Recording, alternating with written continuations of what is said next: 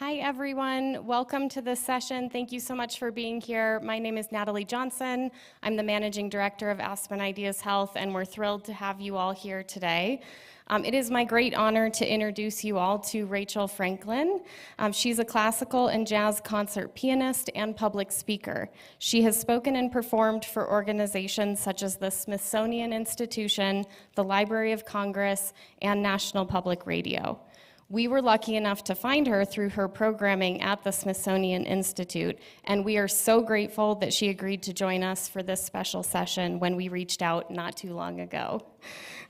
So thank you so much for joining us, Rachel. You are all in for such a treat over the next 50 minutes. This is going to be a mixture of performance and presentation, and Rachel will be demonstrating how nature is represented in classical masterworks. So thanks again, Rachel. Over to you.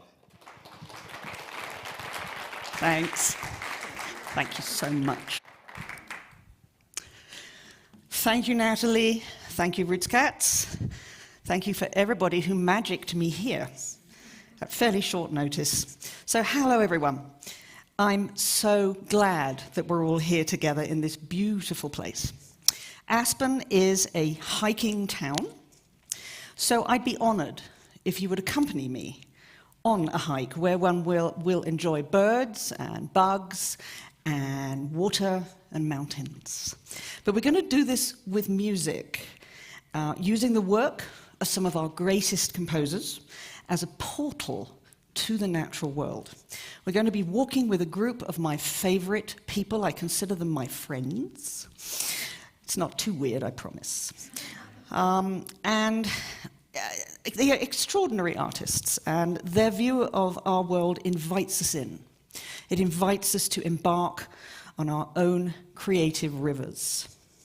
So some of the music I'm playing today will be familiar to you, some a little less so, but all of it was inspired by nature, the outdoor universe, the beauty of places that enable us to channel our deepest creative spirit and connect with the transcendent.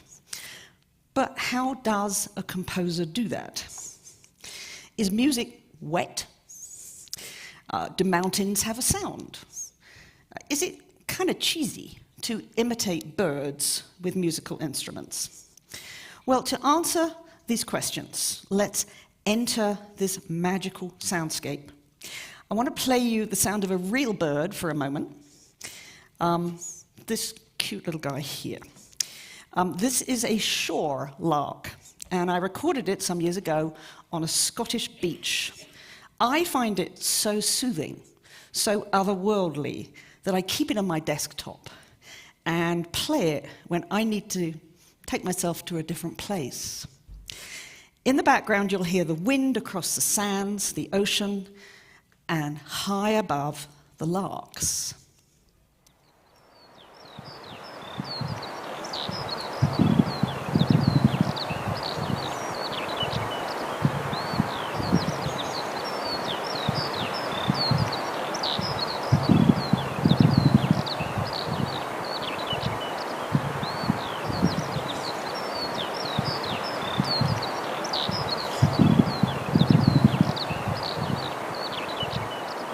So,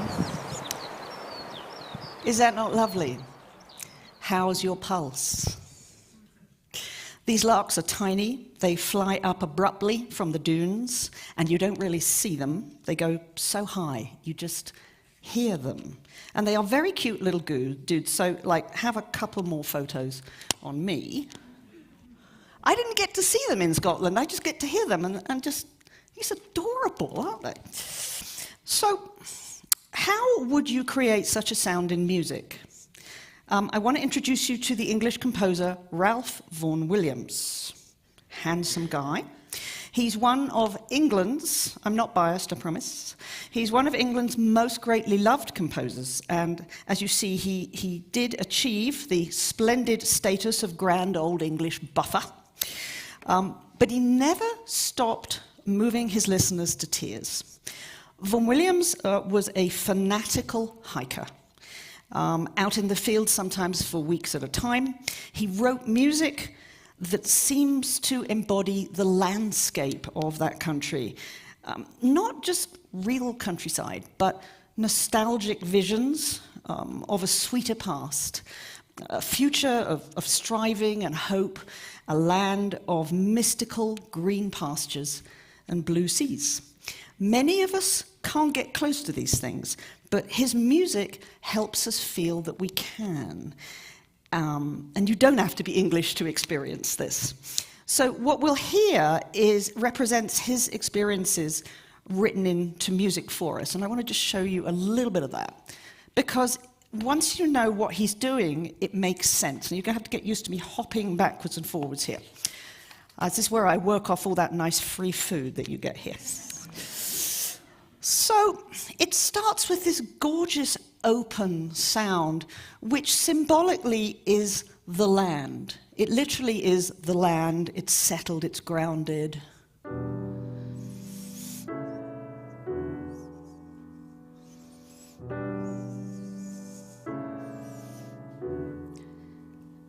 And once it's set, the violin rises out of this piece. This is a piece written for violin and piano, and you can also find it for violin and orchestra. And out of the land emerges the lark. And it does sound like what I just played you.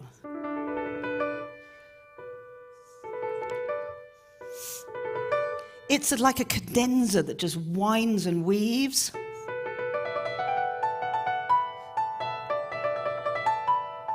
And so it goes, and so it goes. It's incredibly atmospheric.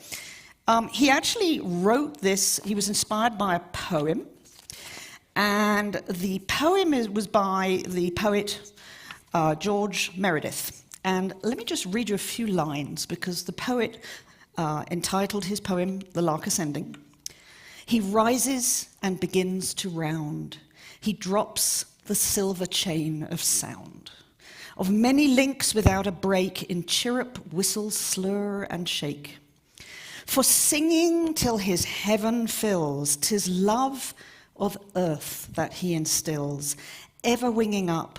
Our valley is his golden cup, and he the wine which overflows to us with him as he goes, till lost on his aerial wings, in light and the fancy sings. So let me play you a little of this, and we can all go flying with the larks.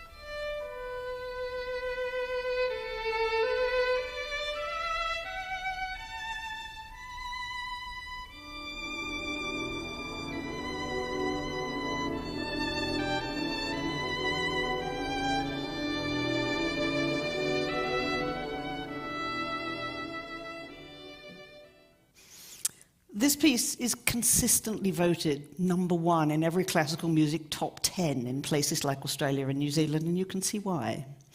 I have filled this presentation with fairly substantial musical clips because I really want you to be immersed in where the composer is taking us.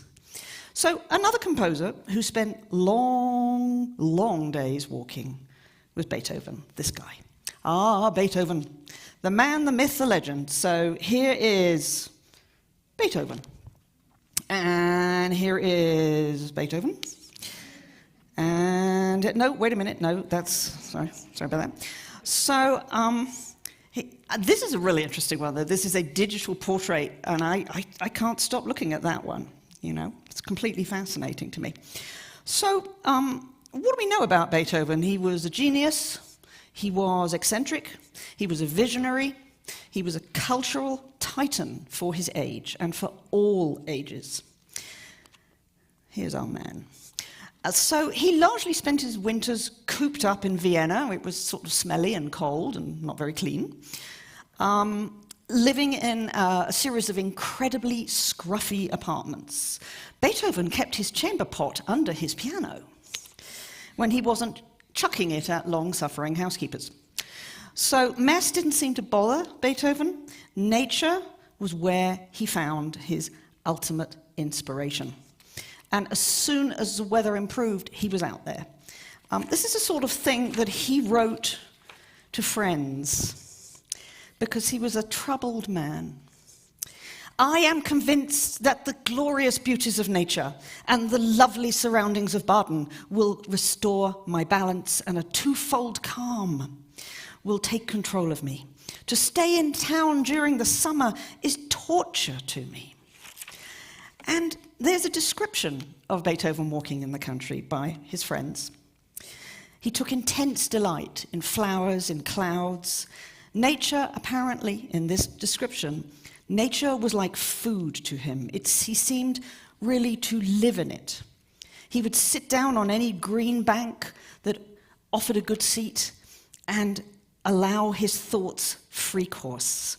And he said, I always have a picture in my mind when I'm composing, and then I work up to it.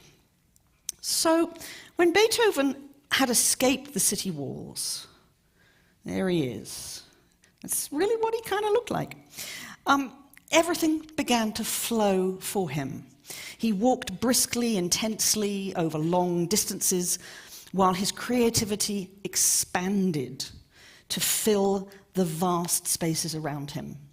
He cut a really strange figure sometimes. People thought he was some elderly tramp. They didn't believe he was Beethoven. He didn't care. And we're used to, you know, epic pieces of music that come from Beethoven, you know. Are you ready for this? And that one. Or perhaps this, you know.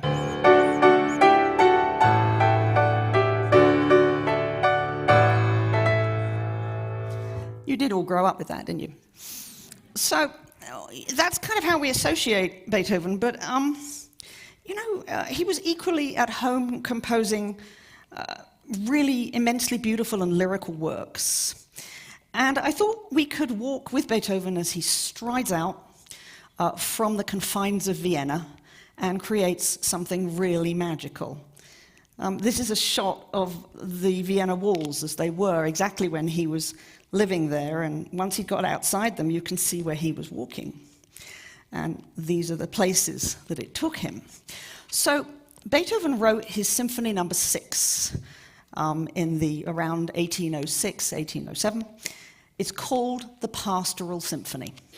And it's the only one where Beethoven actually gives the movements descriptive titles. It's describing titles about the countryside and country folk and shepherd songs, and there's a movement entitled Storm. Nobody else did that, and he very rarely did it.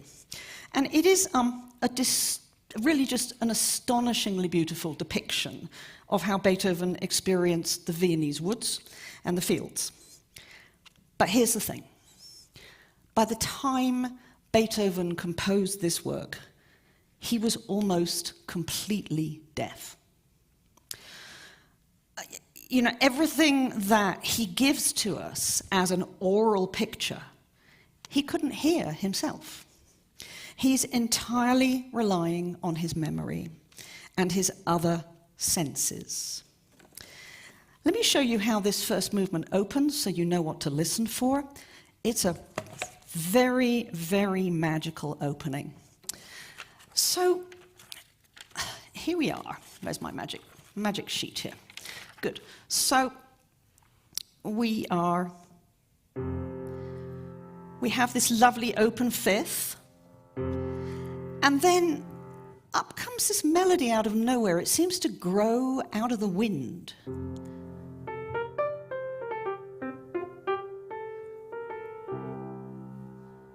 And it stops. It's almost like we walk out of the gates with him, and suddenly there's air, and there's vistas, and there's a moment where we breathe and we try and take it in, and everything turns into a kind of beautiful technicolor. I'll play it again.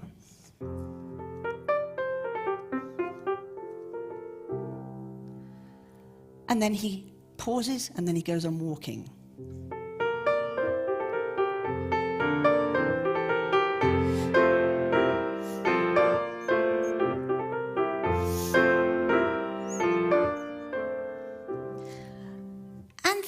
He's listening to birds in his mind, and he repeats and repeats and repeats this. He just goes round and round and round. Composers weren't supposed to do that. They were supposed to develop an idea, but he pauses for a moment, and literally there's this sort of static beauty.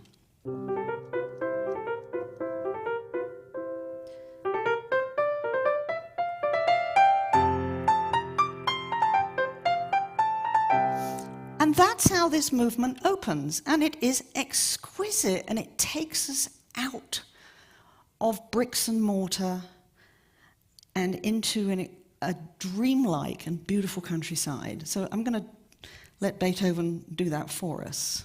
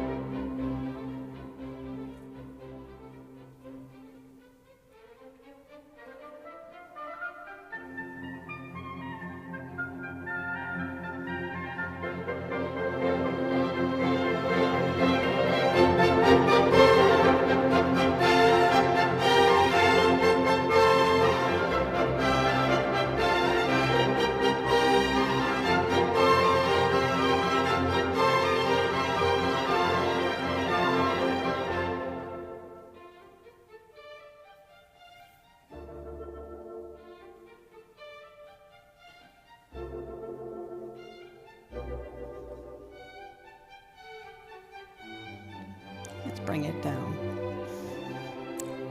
Very, very lovely. So Beethoven, of course, wasn't the only person to create music from the natural world. This guy. One minute. Let's change the slide. So, yeah, this guy. The Four Seasons. This guy wrote it. So each of Vivaldi's seasons is actually a violin concerto. So it's a concerto with 3 movements, and there's 12 movements in all. But not everyone knows that Vivaldi wrote a highly descriptive poem for each concerto, and the lines themselves are printed on the musical score. And they fit the music, or you could say that the music fits the words. I did think about reading a poem, his poem for Autumn, as it describes, drunken peasants falling over. And this music's quite funny, actually. But it also describes a hunt where the unfortunate boar is killed with musket shots, somewhat descriptively. And I thought, if you're a vegetarian, that would probably ruin your day and spoil the music forever. But I did want to show you the middle movement of his winter concerto. And this is a bit of Vivaldi's winter poem. This is what he wrote for winter. to shiver icily in the freezing dark, in the teeth of a cruel wind, to stamp your feet all the time, so chilled that your teeth chatter. This is the bit of text that pertains to the second movement.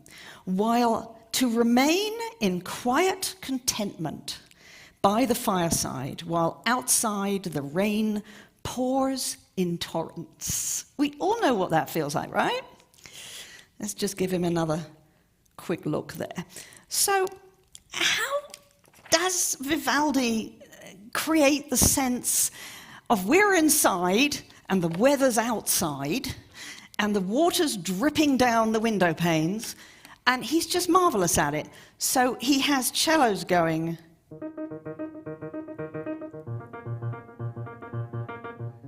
And he has the violins plucking.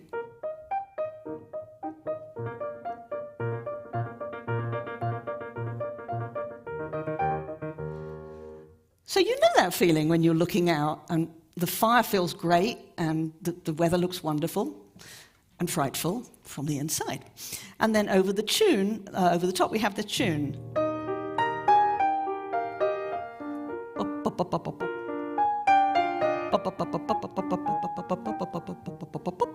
And that's how Vivaldi does it. It's very simple. He just does it with little pizzicatos and plinky-plonkies, and just a sense of contentment and satisfaction that comes from the warmth of being by the fireside. So I wanted you to hear that, because it's pretty magical once you know what's going on.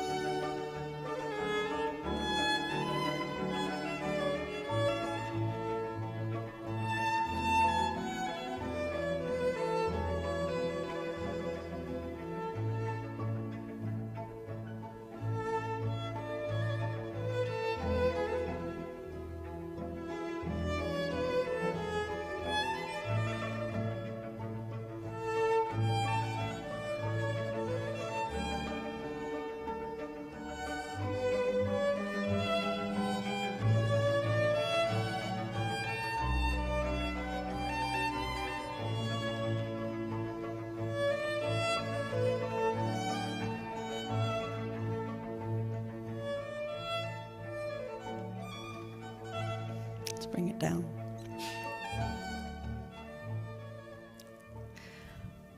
Beautiful stuff. So, let's go on to our next composer, who is Edvard Grieg. Do you know any Grieg? You sure do. This is Grieg.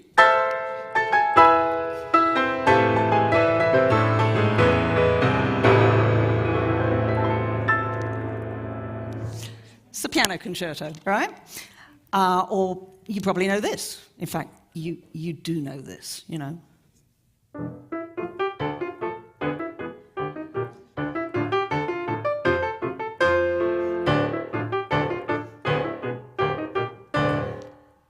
Who, hands up, yeah.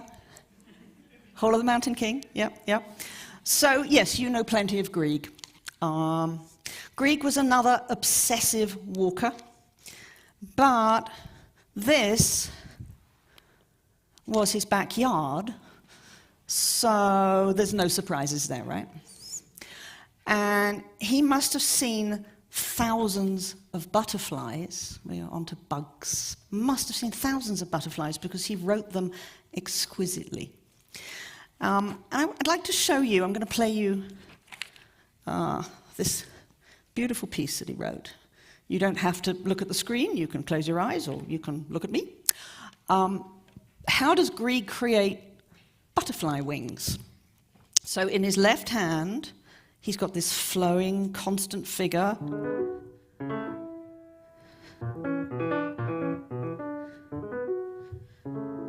And in the right hand, he actually really does create a sense of flutter. He does this. And here we go. And so he flutters his way through the piece.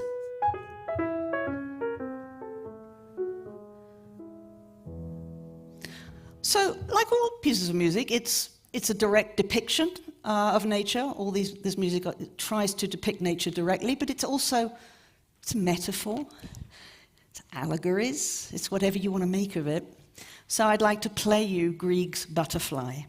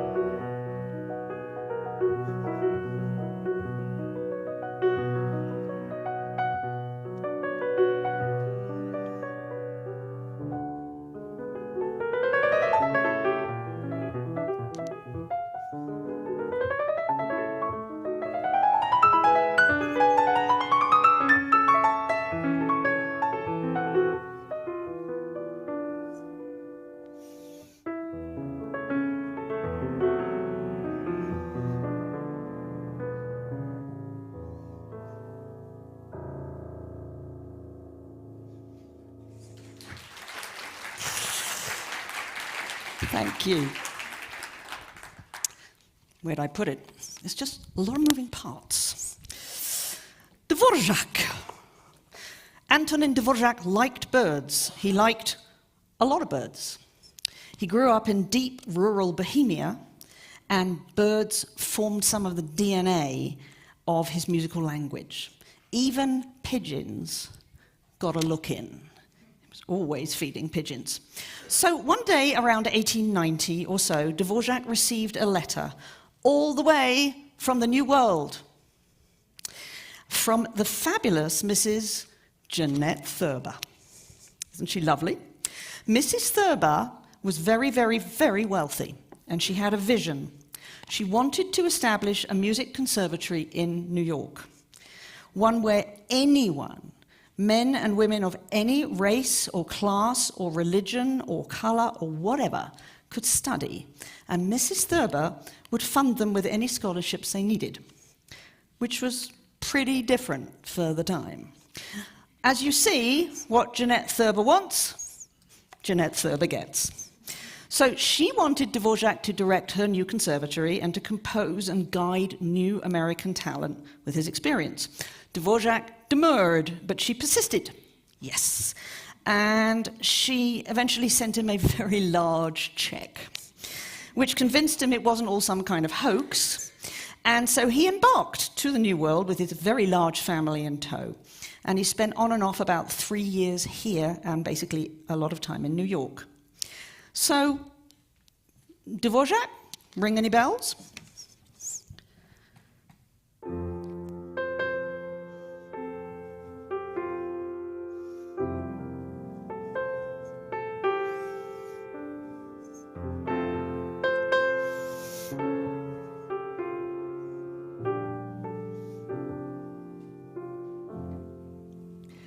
That's his.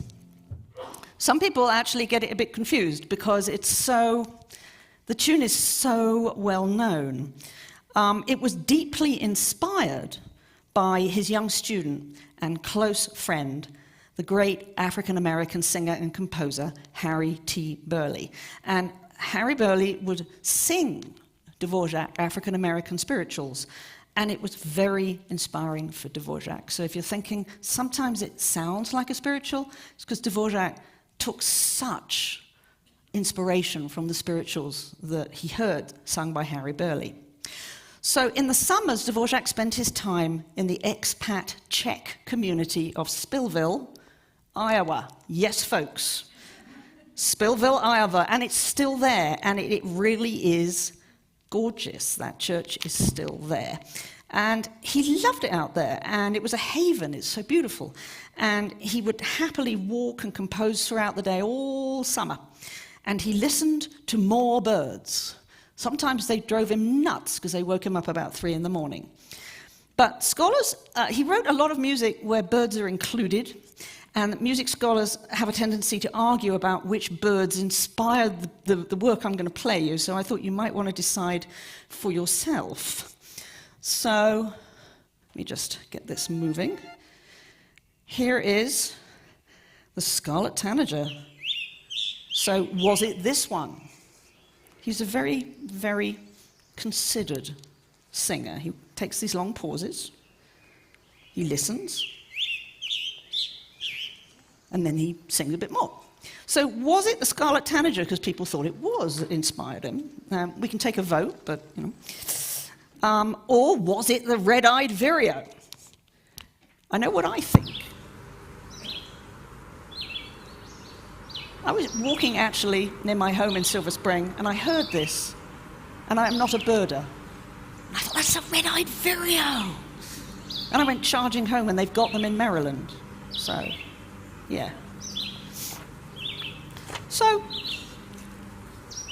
I'm just going to play you something. Here's our red-eyed vireo. And our red-eyed vireo sounds like this.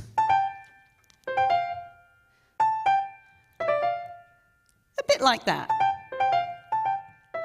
And Dvorak was always noting down the sounds. And then here's a melody that he created.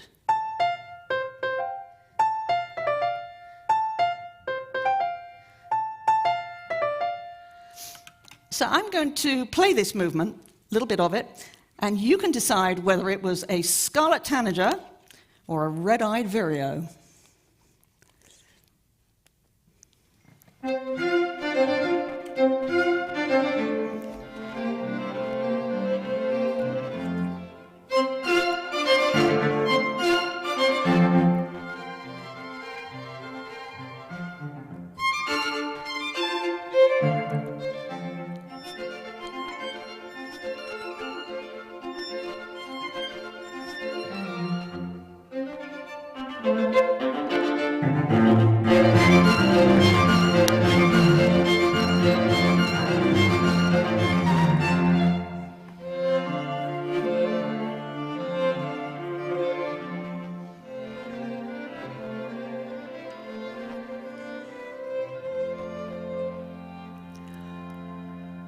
What do you think? Scarlet tanager, red-eyed vireo? I think so too. So the scholars are wrong and we're right. So, this is Felix Mendelssohn, he's a German composer, and he wrote one of the most beloved works in the concert repertory, the Hebrides Overture. It's known as Fingal's Cave, and Fingal is and was a mythical Scottish giant that lives in a cave on the island of Staffa. Has anybody ever been to Staffa here? Well, put it on your list. There's nothing like it. So here he is. He's a very dapper-looking guy. Mendelssohn was cultivated and kind and driven to promote and create the finest music. What a dude. And, you know, he was a wonderful pianist. He was a great conductor. He was wonderful friends with Victoria and Albert. Queen Victoria and Prince Albert adored him, and they'd all get together at Buckingham Palace, Buck House to his friends, and they'd all play and sing music together. So, judging by the fancy threads, he doesn't look like much of a hiker. But he was a hiker, and he hiked all over Europe with his friends months at a time, walking and sketching and composing.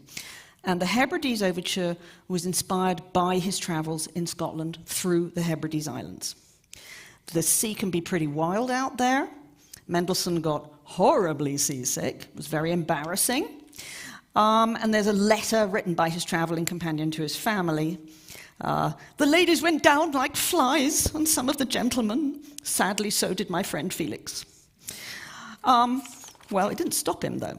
So the description in the letter: we were carried on our boat and the hissing sea to the famous Fingal's Cave. A greener roar of waves surely never rushed into a stranger cavern, its many pillars making it look like the inside of an immense organ, black, resounding, empty, only the wide grey sea inside it and out. How does Mendelssohn create this? This was such an important piece of music because he really managed to create almost a myth out of a myth. He depicts the water, he depicts the way the waves behave, but he also depicts images of some kind of ancient, just ancient gods. Fingal as an ancient giant. So we have these deep bass notes and this primitive open fifth. And that's how he opens it. And here's our theme, and it comes right from the deep.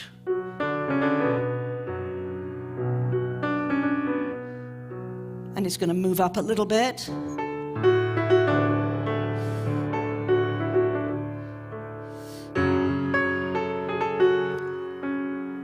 It sounds, for a really refined guy, it sounds primitive. It has a quality of ancientness about it. And he gets the water moving with his violins like this.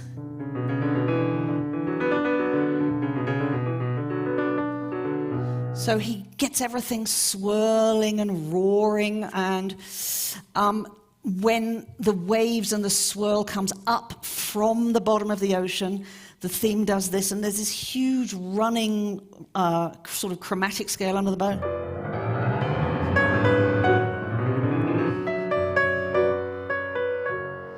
So, and we're kind of used to that now, but he was the one that really dreamed up this extremely visual style of music writing, and it gives us everything we need for an internal image of Fingal's Cave. So, where'd I put it? There we go. Let us listen to a bit of this wonderful work. That is an 18th century print of Fingal's Cave. It was always a tourist attraction.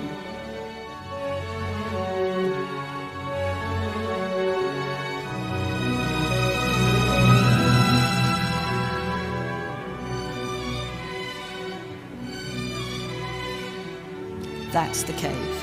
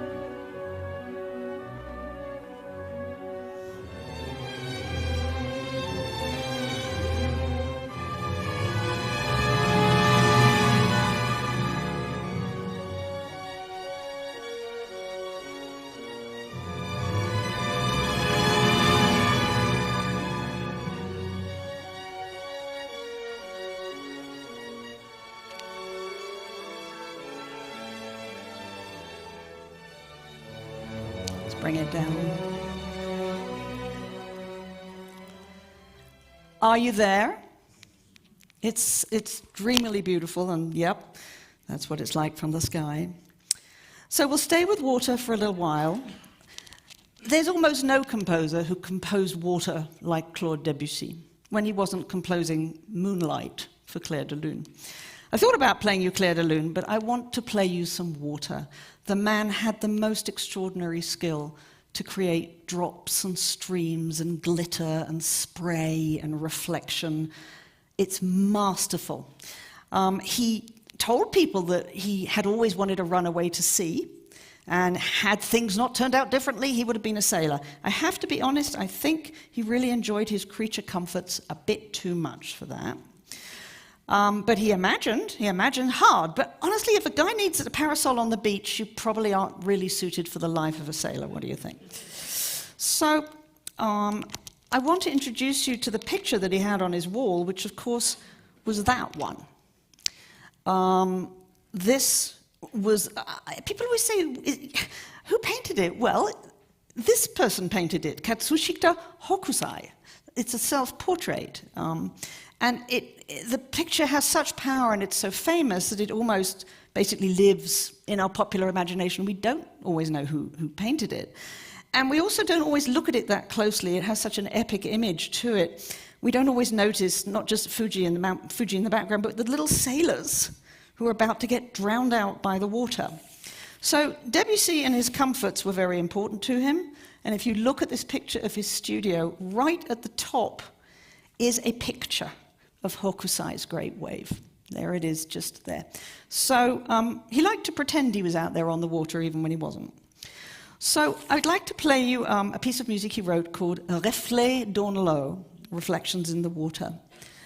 And you'll hear a truly visual sense of how water reflects, what it sounds like when you drop a stone in the water. It's just it's truly, I've got pages here, a very, very beautiful and evocative sense purely of water and the reflection of water and where water goes. And it's also, of course, a reflection of our psyches. So.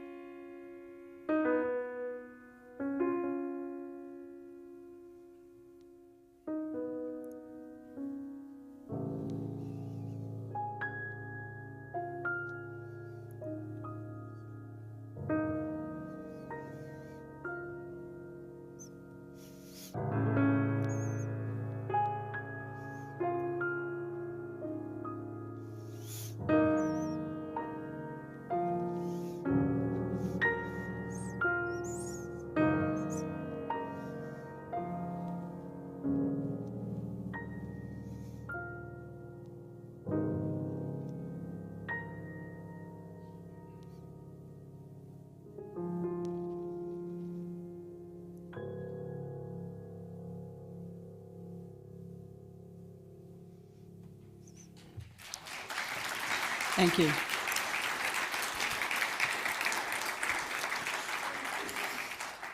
We have a couple more very brief pieces of music before we finish up. I want to take you to the work of Ferdi Grofé. So you think, I've never heard of Ferdi Grofé. Actually, you have. Apart from being a really fine film and orchestral composer, Ferdi Grofé was the guy who helped George Gershwin out when George Gershwin first wrote the Rhapsody in Blue. Because at that point, Gershwin wasn't actually that familiar with the niceties of orchestration, and Grofé did the orchestration for him. So you do know Ferdi Grofé. So Grofé was also somebody who hiked and walked and walked and hiked. And he was completely hypnotized early in life by the Grand Canyon. And he hiked there overnight. He said, I first saw the dawn because we got there the night before and camped.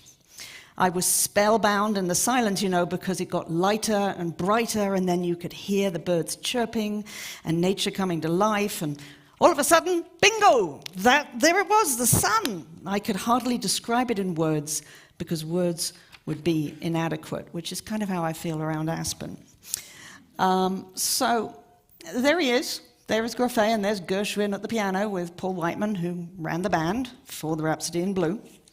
I want to play you a little bit of his Grand Canyon Suite.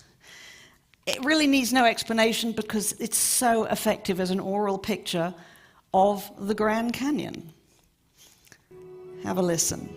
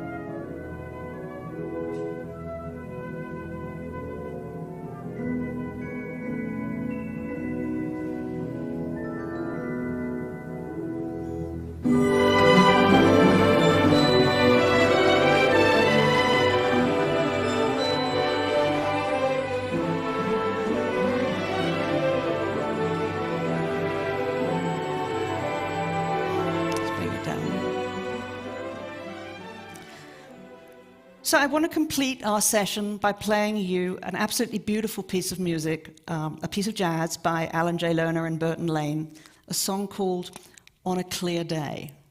There's, of all the great jazz songs out there, this is one that really does symbolize a sort of a rebirth, a sense of transcendence. It actually comes from a musical about a woman who thinks she has been reincarnated. It's a strange musical, but the piece itself just embodies the way that philosophically and creatively and with our energies we can open up to a beautiful nature. The words themselves, on a clear day, rise and look around you and you'll see who you are. On a clear day, it will astound you that the glow of your being outshines every star.